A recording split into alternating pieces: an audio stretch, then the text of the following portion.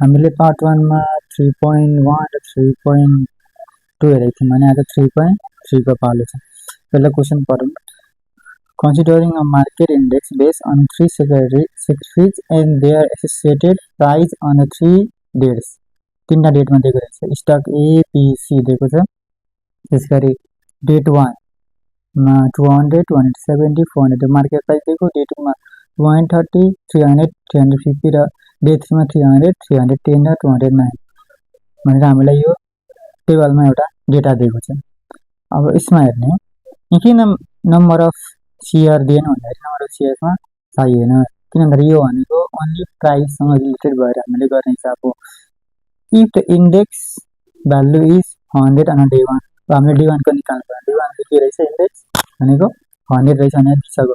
Calculate it value on day 2 and day 3 using the equal weighted index. अब equal weighted इन्डेक्सको formula use गरेर हामीले day 2 र day 3 को निकाल्नु पर्यो। के दिएको रहेछ क्वेशनमा चाहिँ भन्दाखेरि फर्स्टमा गिभनमा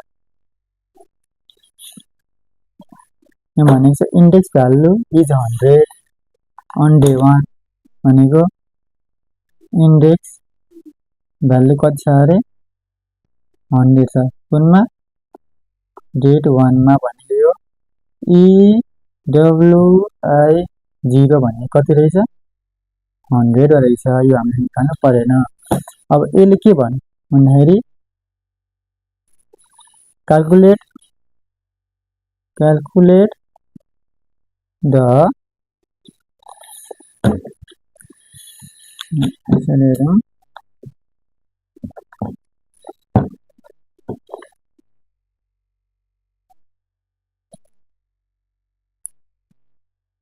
calculate the value on date 2 and date 3 मा निकाल्ने।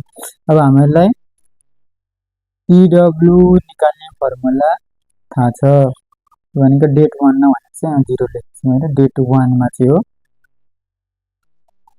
EW निकाल्ने फर्मुला के भन्दाखेरि sum of price relative by number of stock. अब मतलब डे 2 को EW1 डे 2 को निकाल्नलाई सम अफ प्राइस रेट यो पहिला सम अफ प्राइस रेट निकालौं। नम्बर अफ स्टक हामीलाई दिएको छ। स्टक गन्नेको एउटा स्टक छ, एउटा दुईटा तीनटा स्टक छ, 3 भयो स्टक। अब हामीले सम अफ प्राइस रेट निकाल्नलाई यसको वर्किङ नोट गरेर हेरौं। हामीलाई स्टक दिएकै छ स्टक ABC डेट 1 को प्राइस यसलाई हामी P1 मान्दियो र डेट 2 को प्राइसलाई P2 मान्दियो। त्यसपछि प्राइस रिलेटिभ यो भनेको चाहिँ P2 डिभाइड बाइ P1 गरेर निकालिन्छ। अब डेट 1 भनेको कति छ डेट 1 मा 200 रुपीस 200 270 400 त्यसैगरी डेट 2 मा 250 500 सरी 300 एन्ड 350 दिएको रहेछ। अब यसलाई डिभाइड गर्दै निकाल्ने 250 डिभाइडेड बाइ 200 निकाल्ने 300 डिभाइडेड 270 निकाल्ने त्यसपछि 350 डिभाइडेड बाइ 100 गरेर निकाल्ने। हेरौँ कति कति आउँछ। 250 डिभाइडेड बाइ 200 गर्दाखेरि 1.25 आयो।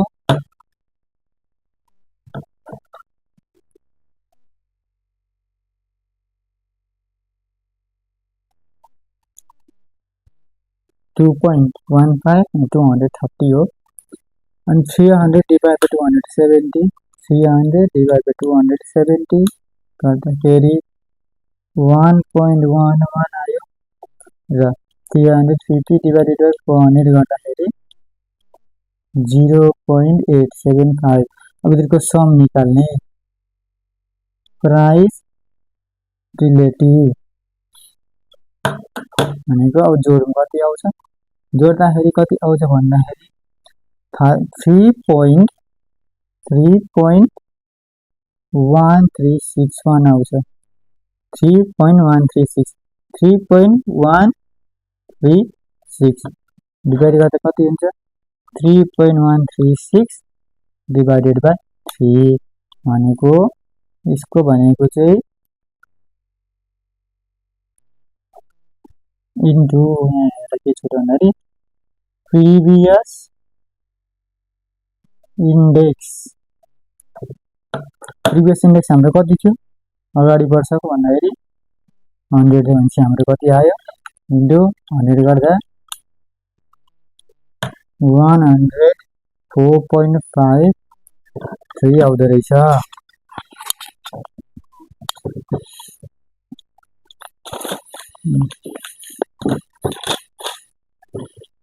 त्यसै गरी अब हामीले निकाल्नु पर्यो डे 3 को EWI भनेको EWI 3 यसको नम्बर अफ स्टक कति हो 3 नै हो। अब यो कसरी निकाल्नु पर्यो कन्ज्युम नोटमा स्टक दिएको छ,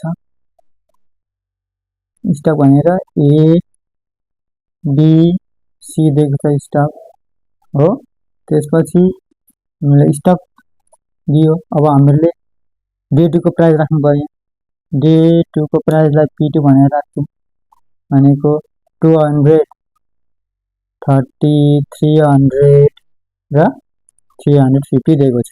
त्यसै गरी डे 3 को P3 भनेर राख्छौँ, यसलाई पनि कतिको दिएको छ भन्दाखेरि 300 310 र 290। अब प्राइस रिलेटिभ निकाल्ने भनेको P3 मा P2 लाई डिवाइड गर्ने, P3 लाई P2 ले डिवाइड गर्ने।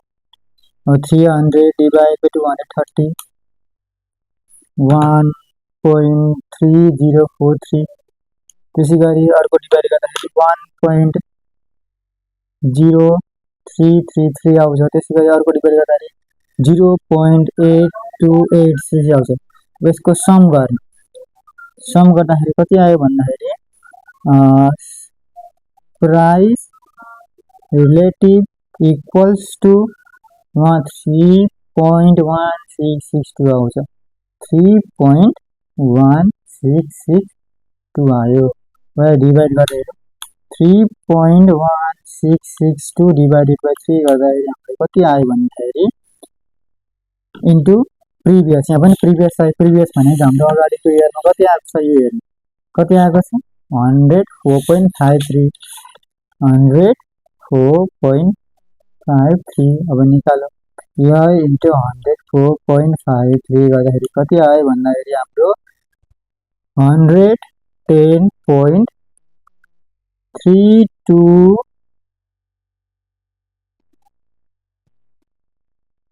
ल 1 लेख्थेँ मैले, टर्म फिगरमा राख्थेँ मैले।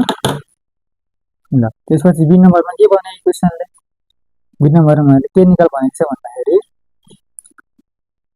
रेट अफ रिटर्न निकाल भनेको छ।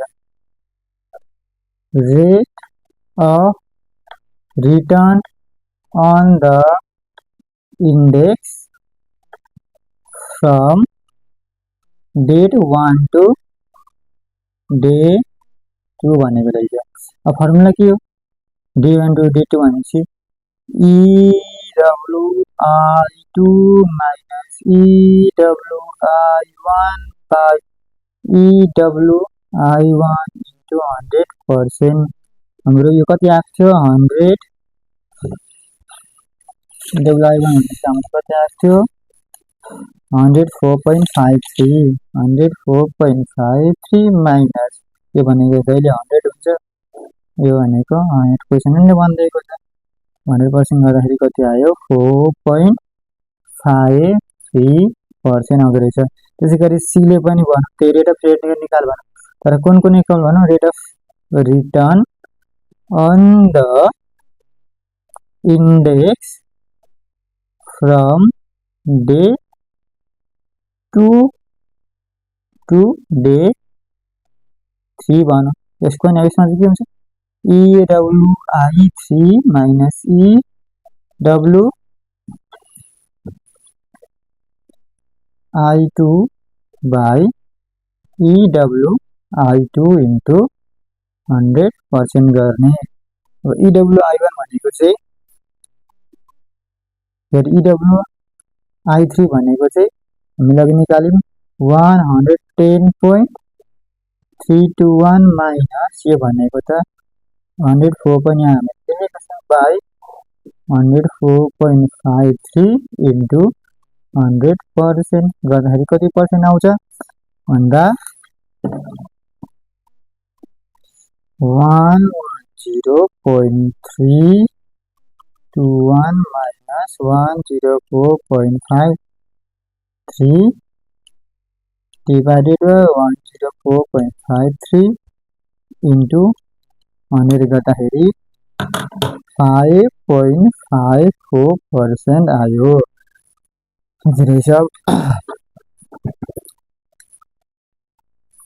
अरू क्वेसन हेर्नु ल। दिस 4 कमन स्टक, यहाँ 4टा कमन स्टक छ। Issued no additional share, additional share पनि छैन यहाँ, के छैन अरे एडिसनल सेयर पनि इस्यु भएको छैन यहाँ। And had no stock dividend or split, यसमा स्टक स्प्लिट पनि छैन, डिभिडेन्ड पनि छैन। Ignore a cash dividend payment when computing, यसमा क्यास डिभिडेन्डलाई पनि हामीले इग्नोर गर्नु पर्यो। यहाँ दिए पनि त्यसलाई केही छैन, दिए पनि इग्नोर गर्ने, तर यहाँ दिएको छैन। अब स्टक 3टा स्टक भयो, नेपाली ब्याङ्कको दियो, standard and chartered bank Nepal दियो, एसिड ब्रिक्स एन्ड टाइल्स दियो र बुटवल स्पिनिङ लिमिटेड दियो।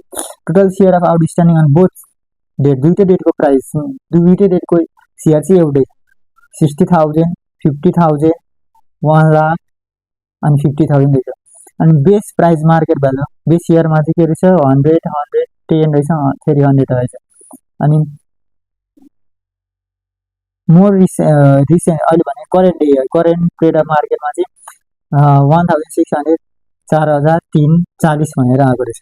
अब फर्स्टको ए नम्बरले के भन्नु भन्दाखेरि क्यालकुलेट एन्ड इन्टरप्रेट पनि गर्नु पर्छ।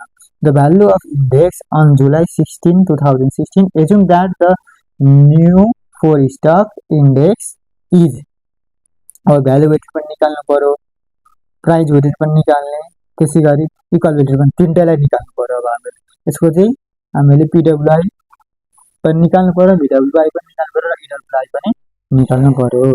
अब यहाँ हेर्ने ल, अब मैले सुरु गरेँ। अर्को क्वेसन कति नम्बरको थियो 3.4 को 3.4 मा गए।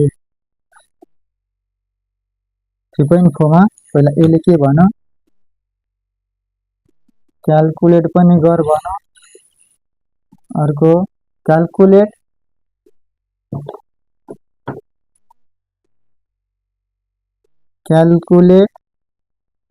And interpret the value of, फर्स्टमा के को सोधेको छ, भ्यालु वेटेड इन्डेक्स भनेको भिडब्ल्युआई को निकाल्ने। अब क्वेसनले जहिले के हुन्छ, यति मैले के भनेको छु भन्दाखेरि दुवैले बिगिनिङ अथवा बेस इयरको भिडब्ल्युआई जहिले कति हुन्छ, भिडब्ल्युआई कति हुन्छ भन्दाखेरि जहिले 100 हुन्छ। अब हामी भिडब्ल्युआई1 निकाल्छौँ। VWI one equals to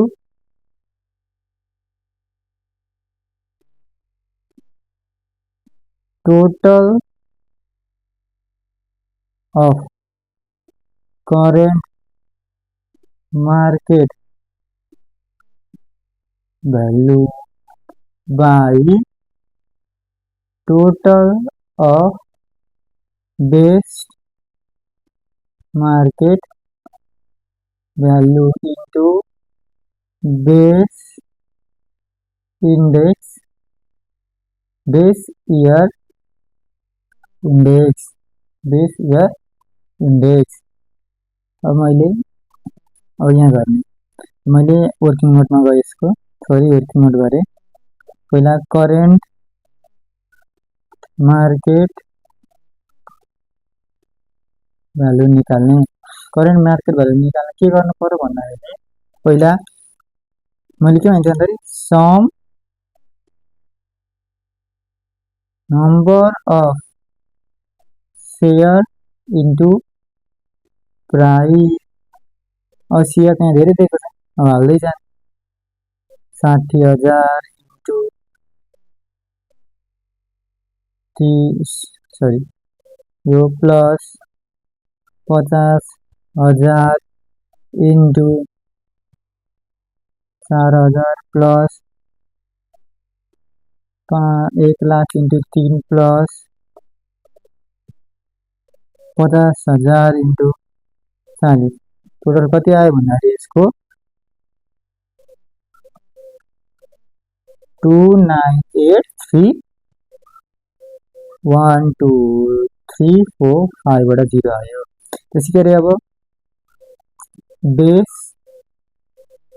market value formula same हो, अब त्यही भ्यालु हाल्ने। 60,000 इन्टु 100 प्लस 50,000 इन्टु 100 होइन, plus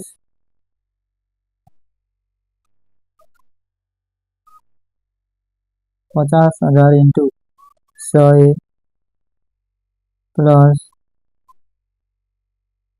1,00,000 into 10 plus 50,000 into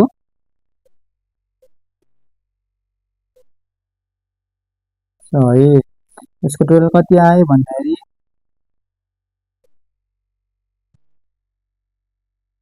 17, 1 2 3 4 5 6 17 million आएछ। अहिले नि पुट गर्ने, यहाँ भ्यालु हाल्ने। 2983 234 by 1782345 into base year index भनेको 100 हुन्छ। यसको भनेको हाम्रो कति आयो भन्दाखेरि 175.70 समथिङ आउँछ, यति नै लेख्ने। अब यसलाई इन्टरप्रेट पनि गर भनेको छ, अब इन्टरप्रेट पनि गरिदिने। INTERPRET इन्टरप्रेट के भनेको छ भन्दाखेरि मार्केट इंडेक्स, मार्केट इंडेक्स